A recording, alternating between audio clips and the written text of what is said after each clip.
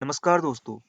दोस्तों, भगवान ने किसी को सुंदरता ज़्यादा दी है तो किसी को कम दी है। किसी को दौलत ज़्यादा दी है तो किसी को कम दी है। लेकिन भगवान ने सभी को समय को एक समान दिया है। यानी किसी अमीर के पास अगर 24 घंटे का समय है तो गरीब से गरीब के पास भी 24 ही घंटे का समय होगा। लेकिन दोस्तों, अब ये हमारे हाथों में है कि हम उस समय का किस तरह से यूटिलाइज़ करते हैं। अगर हम उस समय का सही तरीके से सदुपयोग करते हैं तो हमें उसके अच्छे परिणाम मिलते हैं, और अगर हम उस समय का दुरुपयोग करेंगे तो हमें उसके बुरे परिणाम मिलेंगे। 20वीं सदी की शुरुआत से ही हमारे पास समय की कमी होने लगी है। यह समस्या दिनों दिन बढ़ती ही जा रही है ना? बड़ी अजीब बात। क्योंकि दोस्तों, 20वीं सदी की शुरुआत से ही मनुष्य समय बचाने वाले नए नए उपकरणों का आविष्कार करते जा रहा है, और इसी वजह से वो आलसी बनता जा रहा है।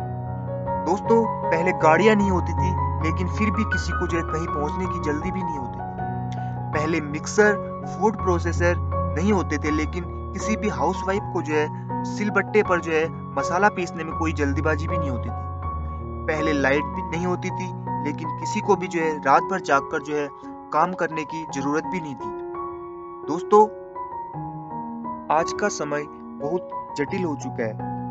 आज हमें समय के हिसाब से चलना बहुत जरूरी है। हमें उन आधुनिक आविष्कारों का उपयोग काफी सावधानी पूर्वक करना है, जिनसे हमारा टाइम वेस्ट होता है। अर्थात हमें mobile, TV, internet, WhatsApp and Facebook का इस्तेमाल आवश्यकता होने पर ही करना है। दोस्तों, अब मैं आपको बताऊंगा वो 10 टिप्स जिनसे आप अपने समय को बचा सकते हैं। सबसे पहला है, समय की लॉग बुक रखें।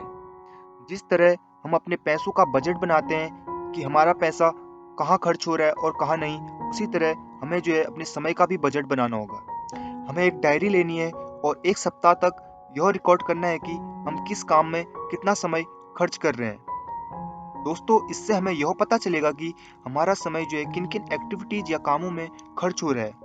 जैसे पूरे दिन मोबाइल्स में हम कितनी देर बातचीत करते हैं, इंटरनेट में हम अपना कितना समय खर्च करते हैं, टीवी देखने या खाने में हमारा कितना समय लगता है।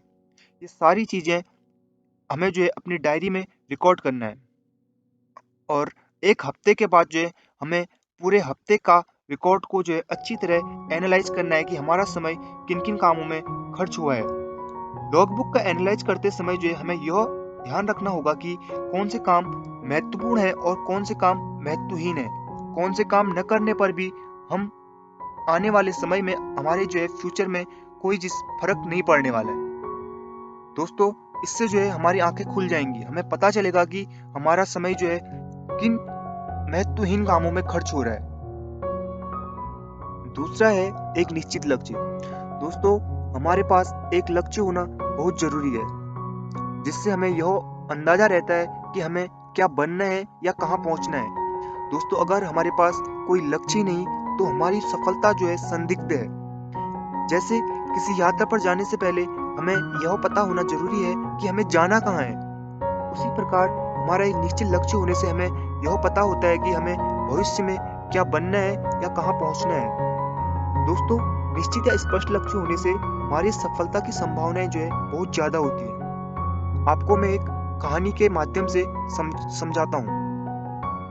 ये कहानी है एक सेल्समैन की, जिसकी पत्नी लंबे समय से बीमार होती है और हॉस्पिटल में एडमिट होती है।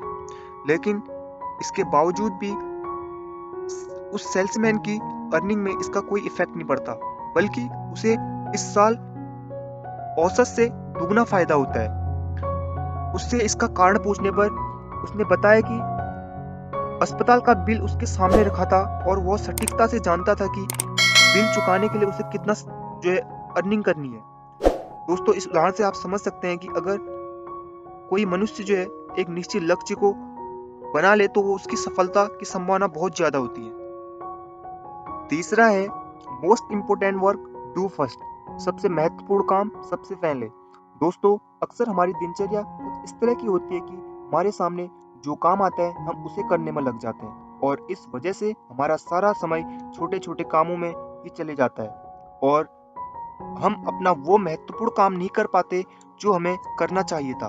इसलिए हमेशा याद रखें दोस्तों कि हमें महत्वहीन नहीं बल्कि महत्वपूर्ण कामों से ही सफलता मिलती है। इसलिए हमें अपना समय महत्वहीन कामों में नहीं गंवाना है बल्कि महत्वपूर्ण कामों में देना है। चौथा है यात्रा के समय का अधिकतम उपयोग। दोस्तों, ट्रैवलिंग हमारी दिनचर्या का एक महत्वपूर्ण हिस्सा होती है। हम लोग अक्सर यात्राएं करते रहते हैं जिनमें हमारा बहुत ज़्यादा समय लगता है। दोस्तों, हम सभी लोग जब भी ट्रैवल करते हैं तो अक्सर मोबाइल पर या तो गाने सुनते हैं या मूवीज देखते हैं या आपस में गपशप मारते हैं। दोस्तों, अगर हमें फ्यूचर में कुछ बड़ा करना है या कुछ बड़ा बनना है तो दोस्तों हमें अपने यात्रा के समय का सदुपयोग करना होगा। हमें अपने यात्रा के समय कुछ अच्छी प्रेरक पुस्तकें, मोटिवेशनल बुक्स, बायोग्राफी या अपनी सिलेबस से रिलेटेड बुक्स को पढ़ना होगा ताकि जिससे हम अपने समय का सदुपयोग भी करें और हमारी नॉलेज भी गेन हो। आपने गूगल के सीईओ सुंदर पिचाई का नाम तो सुना ही होगा। वो जब भी अपने घर से अपने कॉलेज को निकलते थे तो अपनी बुक्स को पढ़ते हुए जाते थे। और बल्ब के आविष्कारक एडिसन जब भी ट्रेन में यात्रा करते थे तो वो अपने प्रयोगों में जुटे रहते थे। दोस्तों, इसी तरह हमें भी अपनी यात्रा का सदुपयोग करना होगा। पांचवा है काम सौंपना या डेलीगेशन। अक्सर लोगों के साथ एक बड़ी समस्या यह है कि वे अपना हर काम खुद करना चाहते हैं। वे दूसरों को काम नहीं सौंपना चाहते क्योंकि उन्हें लगता है कि वो काम वो दूसरे व्यक्ति की अपेक्षा अच्छी तरह से कर सकते हैं या जल्दी कर सकते हैं। दोस्तों, अगर हमें आगे बढ़ना है तो हमें अपना काम सौंपना जरूरी होता है। उदाहरण के लिए, जब हम शुरुआत में कोई बिजनेस की शुरुआत करते हैं तो स्टार्टिंग में तो हम सारे काम जो है खुद ही कर लेते हैं, लेकिन जैसे जैसे धीरे धीरे हमारे बिजनेस में बढ़ोतरी होती है तो हमें अपने काम को जो है दूसरे व्यक्ति को सौंपना ही पड़ता है। वैसे तो हर इंसान चाहता है कि वो अपना काम खुद ही करे, लेकिन सक्सेस की ऊंचाई पर पहुंचने के बाद जो है काम सौंपना नेसेसरी हो जाता है। छठा है अपने प्राइम टाइम में काम करें। दोस्तों, प्राइम टाइम का मतलब दिन के किसी खास समय जब हमारी शरीर की ऊर्जा या थॉट पावर, उत्साह और एबिलिटी ऑफ वर्क, कार्य क्षमता जो है बाकी समय की तुलना में बहुत ज्यादा होती है। यही हमारा जो है प्राइम टाइम होता है।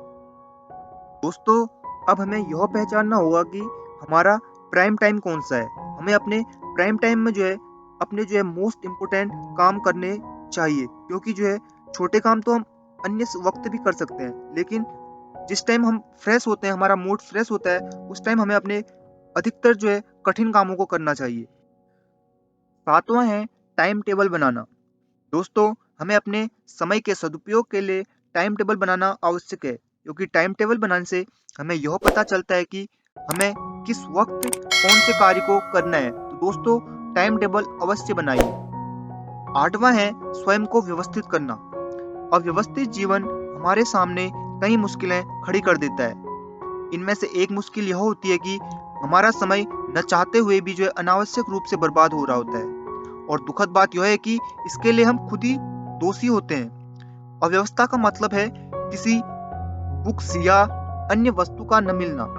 कभी कभी हम पढ़ते हुए जो है अपनी बुक्स को इधर उधर रख देते हैं और उसे ढूंढने में फिर हम बेवजह अपना समय बर्बाद करते हैं, या ऑफिस में किसी फाइल को इधर उधर रख देने से हमारा समय बेवजह ही बर्बाद होता है। इसलिए यह आवश्यक है कि हमें अपने आप में सेल्फ डिसिप्लिन रहना होगा और अपने चीजों को प्रॉपर एक जगह पे रखना सीखना होगा।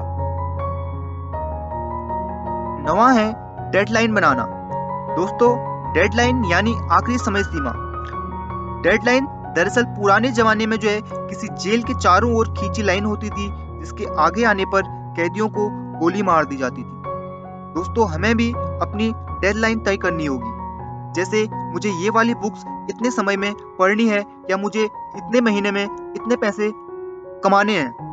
दोस्तों, हो सकता है शुरुआत में थोड़ी प्रॉब्लम हो, लेकिन बाद में हमें डेडलाइन के भीतर या उससे पहले काम करने की आदत पड़ जाएगी। डेडलाइन से हमें 3 फायदे होते हैं। सबसे पहला है हमें एक स्पष्ट लक्ष्य मिलता है, और हम सभी जानते हैं कि एक स्पष्ट लक्ष्य होने पर हम ज्यादा तेजी से काम करते हैं। दूसरा है हम एक प्लान बनाते हैं और खुद को जो है उस पर चलने के लिए अनुशासित करते हैं। तीसरा है डेडलाइन बनाने से हमारा माइंड केंद्रित रहता है, जिससे हम उस लक्ष्य को समय सीमा में पूरा करते हैं। दोस्तों, कई बड़ी कंपनियां भी डेडलाइन तय करती है। जैसे हीरो होंडा कंपनी जो है एडवर्टाइजमेंट देती है कि इतनी तारीख से ये बाइक की कीमत जो है बढ़ने वाली है, और कस्टमर जो है अपने फायदे को देखते हुए बाइक को जो है लेने के लिए जाते हैं। इससे जो है कंपनी को फायदा होता है। लेकिन दोस्तों, डेडलाइन का जो है आपके काम पर कभी कभी बुरा असर भी पड़ सकता है, अगर यह काम जो है डेडलाइन तय करने के जो है आखिरी मिनटों या आखिरी घंटों में शुरू किया जाए। दोस्तों, लास्ट और 10वां है आलस से बचना। सपोज हमने जो है एक स्पष्ट लक्ष्य तय कर लिया और एक डेडलाइन भी तय कर ली, लेकिन आलस की वजह से हम उस काम को जो है नहीं कर पा रहे हैं। तो दोस्तों, उस स्पष्ट लक्ष्य या डेडलाइन का जो है कोई फायदा नहीं होने वाला है। आलस के जो है कई कारण हो सकते हैं। यदि हमारी नींद पूरी न हुई हो तो दिन भर जो है हम आलस को जो है अपने माइंड और अपनी बॉडी में महसूस करेंगे। दूसरा कारण हो सकता है यदि हम जरूरत से ज्यादा खाना खा लेते हैं या दिन भर जो है समय पर जो है खाना नहीं खाते, तो इससे भी जो है आलस हमें घेर लेता है। तीसरा कारण हो सकता है यदि हम नेगेटिव थिंकिंग रखते हैं तो भी आलस जो है हमें बहुत जल्दी आएगा, क्योंकि नेगेटिव थिंकिंग और आलस जो है एक साथ ही रहते हैं। चौथा कारण हो सकता है यदि हम जो है एक अस्त व्यस्त जीवन व्यतीत कर रहे हैं तो लेजीनेस जो है हमारा सबसे अच्छा दोस्त हो जाएगा। दोस्तों, आलस के कारण जो है इंसान अपने महत्वपूर्ण काम जो है नहीं कर पाता है। इसलिए जो है अपनी ऊर्जा के स्तर को बनाए रखें और आलस नामक जो है महारोग से बचें। तो दोस्तों, आशा करता हूँ आपको ये वीडियो अच्छी लगी होगी, और अगर आपको ये वीडियो अच्छी लगी तो प्लीज इसे लाइक शेयर एंड सब्सक्राइब जरूर करें। धन्यवाद दोस्तों।